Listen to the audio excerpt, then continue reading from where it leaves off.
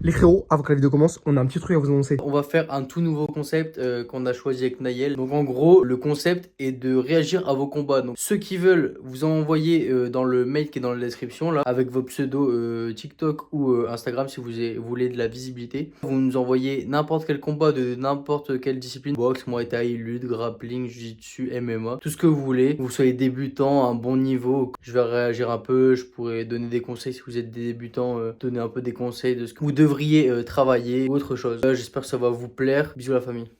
Bon les gars, salut à tout le monde. Aujourd'hui on va analyser les top finish de l'UFC 2023. Donc que des beaux KO. Là on va analyser ça ensemble. Je vais vous dire un peu ce que j'en pense. Si j'arrive à vous dire comment l'autre, celui qui s'est pris le KO, il aurait pu faire pour pas se le prendre. Et les belles choses et pourquoi il tombe KO des fois sur des coups alors qu'il tape en haut de la tête. Ou des choses comme ça. Donc c'est parti. Là le premier combat, Islam contre Alexander Volkanovski.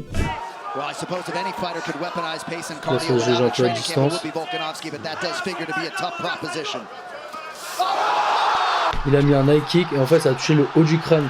Ça fait que les cervicales directement, elles ont touché au niveau du cerveau. Il s'est éteint mais il n'était pas éteint. Et du coup il était un peu en mode il titubait. Et là il a fini quoi. La bitch est obligé d'arrêter. Donc là Pereira contre Adesanya. Là il s'est juste enfermé en fait. Adesanya il s'est refermé. Oh là là, il a inversé la situation direct. En fait Pereira il s'est découvert, il pensait qu'elle allait le finir parce qu'il était enfermé sur lui-même. Et il s'est découvert en fait. Adesanya a trouvé la faille et il l'a touché directement. Une fois qu'il a touché, il l'a touché plusieurs fois au visage. Et une fois le crochet droit, après il a remis. C'est tombé là, il a fini. Là tu aurais pas dû se découvrir en fait Pereira, il aurait pas dû se découvrir. Il s'est dit ouais j'ai gagné, je vais le défoncer parce que il s'est renfermé beaucoup à Adesanya. Et en fait il a fini, il a continué à le finir. Donc là O'Malley contre Sterling. Putain, en fait il est super longiligne donc il y a une distance de malade. Donc comment il touche en anglais c'est incroyable en vrai. Regardez là, en fait il est super agressif. Une fois qu'il a touché, il attaque, il laisse pas de répit. Et les coups comme ça qui viennent du nord au sud dans la tête alors que le mec il a la tête au sol, ça laisse aucune chance à l'autre de s'en sortir en fait, à part s'il fait des esquives sur les côtés. Mais c'est compliqué vu qu'il était déjà touché. Là regarde, il était trop court la distance Sterling. Du coup O'Malley directement, il était parfait, rocher droit. Donc là on a Shevchenko qui se fait prendre le dos par Grasso. Je vais revoir le ralenti mais je sais pas, elle a mis un crochet, un truc comme ça et elle a tourné, l'autre elle lui a sauté sur le dos comme un koala. Ah ouais, elle a essayé de faire un coup de pied retourné. En fait c'est la défense du coup de pied retourné. La défense du coup de pied retourné c'est d'avancer vers le mec ou soit reculer. Mais si t'avances, en fait tu viens chercher le dos directement. Donc celui qui a fait le coup de pied retourné il peut rien faire en fait. Donc elle a grave géré la distance, elle a trouvé le bon timing et elle a explosé dedans. Et une fois qu'elle est dans le dos elle l'a pas lâché. Dustin Poirier contre Gage. Putain il a mis un high kick. Et en fait là on voit directement, il a lancé la droite. Et la droite elle est même pas revenue à son menton, qu'il a envoyé la jambe arrière. Regardez, droite. Et là il envoie la jambe arrière. Et en fait la droite elle est pas là pour faire mal, elle est là pour masquer le high kick qui arrive. Et le high kick jambe arrière il est puissant. Et vous voyez son corps comment il s'est mis sur le côté là. Il s'est mis à l'opposé de la jambe qui s'est levée. C'est pour faire croire à l'autre qu'il allait faire quelque chose d'autre. Donc il pensait vraiment pas, regarde, il regarde à l'opposé du pied qui arrive. Donc là on a deux combattants je connais pas. Ah c'est bon film putain. Bon film, McKinney. Putain on me ramène des petites tartines et tout, c'est magnifique. Déjà, je crois que t'as un gros lard. Le mec, il se prend tout ça pour lui. Et en fait là il s'est pris un coup de genou sauté. Parce qu'en fait le mec il se lançait trop en avant. Vous avez vu au début, overhand il se lançait trop en avant. Et quand il a fait le genou sauté, il a lancé son genou droit en premier. Donc il pensait qu'il allait se contre celui-là. Et il a fait un ciseau boum. Et c'est l'autre qui a tapé la tête. C'est pour prendre de l'élan souvent le genou en l'air. Pour prendre de l'élan et de la hauteur. Et boum, le deuxième il vient tout détruire. Il gagne contre Jones. Je me suis levé avec Naël en pleine nuit pour regarder ce combat. Mais on était déçus. Dégoûté. On avait trop le seum. J'aime bien Jones mais bon Gun c'est un français quoi. J'étais pour le poteau. Ah ouais en fait il s'est lancé sur la gauche. Du coup on a profité pour le ramener au sol Jones. Et après il s'est mis contre la cage pour essayer de se relever. Mais il a laissé la tête trop apparente en fait. Il aurait fallu soit essayer de se lever tout de suite, ou soit ne pas donner la tête et le repousser. Mais bon c'était dangereux parce que vous connaissez tous Jones. Il roule sur toute la catégorie poids lourd. C'est facile de dire ça là, je suis dans mon fauteuil avec mes petites tartines là. T'as Jones en face de toi frérot. Barbosa. Oh là là là là là. Boum. Ah ouais, il a voulu mettre une droite, il a voulu s'abaisser en mettant la droite. Boum, il a trouvé le bon timing parfait pour l'éteindre au niveau du menton. Au niveau du menton, ouais. Oh ouais, le menton. Laisse tomber là, les cervicales, elles ont fait bim bim bim bim. Ça, c'est des réflexes. Le mec, il a pas réfléchi, hein. Ah, il il a a- mis le genou. En fait, ouais, c'est ça, c'est un réflexe, ouais. Il s'est pas dit, ouais, il va mettre la droite, je vais lui mettre le genou en même temps. Là, Benoît Saint-Denis contre Frévola. Je me souviendrai tout le temps. En fait, là, c'est en rupture de contact, comme on dit. En gros, il était en contrôle cage. Il l'a lâché. Il a voulu s'échapper en partant sur la gauche. Et Benoît, il a trouvé le bon timing parfait pour mettre high kick chambre avant, haut du crâne. Et là, c'est comme tout à l'heure, hein, ça l'a éteint directement les cervicales. Elles ont pris un coup et. Oh, il a terminé direct. Les gars, c'est vraiment. c'est vraiment un petit goûter. Tu veux du raisin? Vas-y, je veux bien. Bon les gars, on est au milieu de la vidéo. Si vous êtes restés jusqu'ici, et bah n'hésitez pas à mettre un petit commentaire, un petit like, abonnez-vous, ça fait plaisir. Et voilà, ça donne de la force. Mais donc, ouais, je disais, une fois j'ai demandé à Naël, mais bon, Naël il a jamais combattu. Mais est-ce qu'il y a Ouais. des gens qui puent? Mais genre, Ah mais pas la transpiration. il y a des gens, les gars, ils puent de ouf, ils puent de ouf. Quand j'étais petit surtout, et bah il y avait des mecs, ils puaient de malade. Vous voyez la position nord-sud, c'est-à-dire que bah c'est un 6-9 en gros. Pour que vous sachiez, c'est un 6-9. Et il y en a qui puent vraiment. Alors il y a le cul au-dessus de ta tête comme ça, t'es obligé de respirer, t'es obligé de sentir. Et ça m'avait traumatisé quand j'étais petit. Hein. Des fois contre des mecs forts, hein. Mon père il me disait bon, lui il pue, mais bon, au moins tu combats avec lui et tu progresses. Mais c'était horrible quand t'es petit, tu vas contre un mec, tu sais qu'il va puer sa mère et t'es obligé de combattre contre lui. Ou encore, une fois j'ai un pote à moi, il s'appelle Antoine, et lui il est parti faire une compétition. Et en fait, pendant la compétition, dites-vous, le gars, il puait la pisse. Mais vraiment, il puait grave la pisse. Et genre, en gros... Il est chiant là, à chaque fois il fait des trucs, ça me déstabilise, après j'oublie tout, vas-y c'est bon, je raconte plus l'histoire. Allez, J'ai plus raconte envie. l'histoire. Allez, raconte. Là bah en mode le mec il puait la pisse de ouf. Et mon pote il combattait et tout, il a senti que c'était humide son kimono mec. Il a regardé l'arbitre, il dit ouais c'est pissé dessus et tout. Le mec disqualifié. Parce il qu'il s'est- s'est pissé dessus. Disqualifié parce qu'il s'est fait pisser dessus. En plus il me semble me souvenir c'était contre qui, mais bon je vais pas dire. Les soumissions. Les soumissions. Allez c'est parti, soumission time. Donc là c'est un peu toutes les années, il n'y a pas une seule année. Là c'est que les lightweight, donc 110 kilos si je dis pas de bêtises, 66 70 110. 70. Ah, Il lui a mis un triangle jack. Et là, regardez, c'est comme j'ai fait au PEF un peu. Sauf que lui, il a fait un triangle. Il a pris en dessous de la jambe pour le renverser.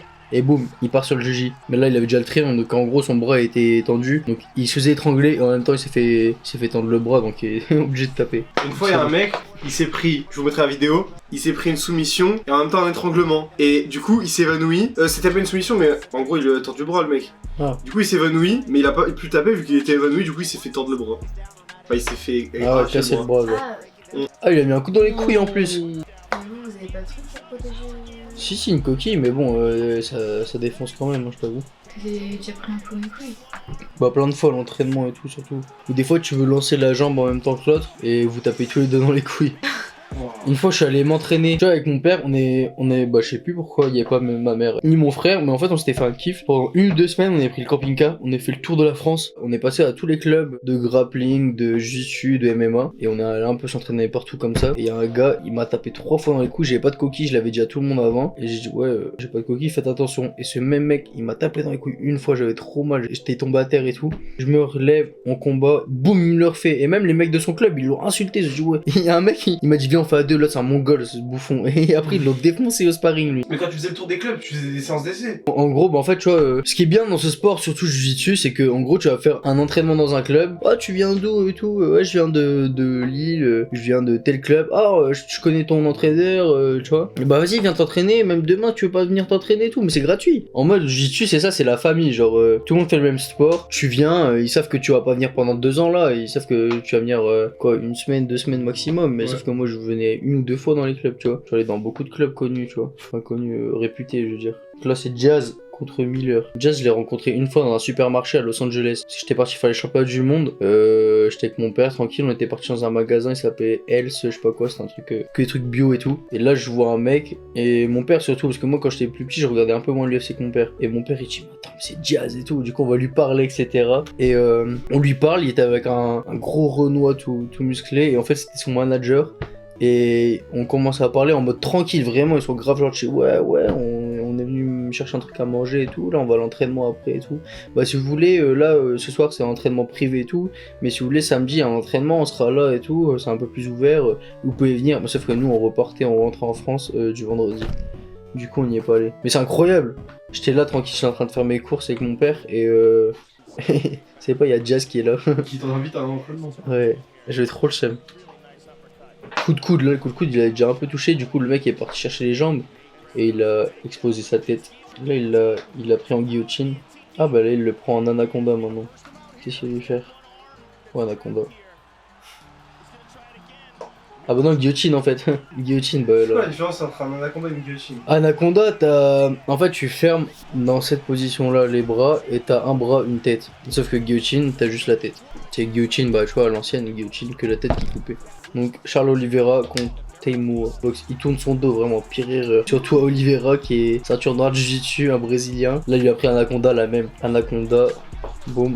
Là il venait de se faire défoncer et en plus il se prend un anaconda. Oh, là c'est une boucherie les gars. Là je sais pas ce qui est ouvert, c'est une arcade ou une oreille. Voilà, c'est au niveau du front. Oh là là là. Oh, regarde, il met sa main devant sa bouche pour l'empêcher de respirer. Ça c'est une dinguerie, c'est une technique que mon père il met les gens dans ses pecs comme ça. Et les gens ils savent plus respirer, après ils doivent taper. Je te jure, c'est un truc de gros daron ça. Ils ont le droit de faire ça?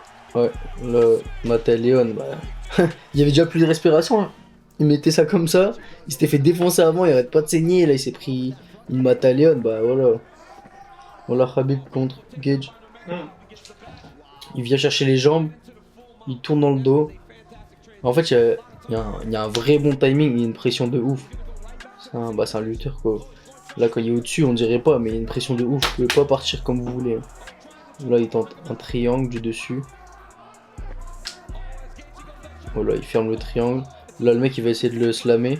Gage essaie de le slammer, il va se lever, il a pris la jambe au bon moment pour pas qu'il se lève. Là il prend le triangle, bah voilà, il a tapé. Bah, il s'est endormi. Endormi. Dodo. Et ils aiment bien faire ça. Ouais, ils aiment bien faire.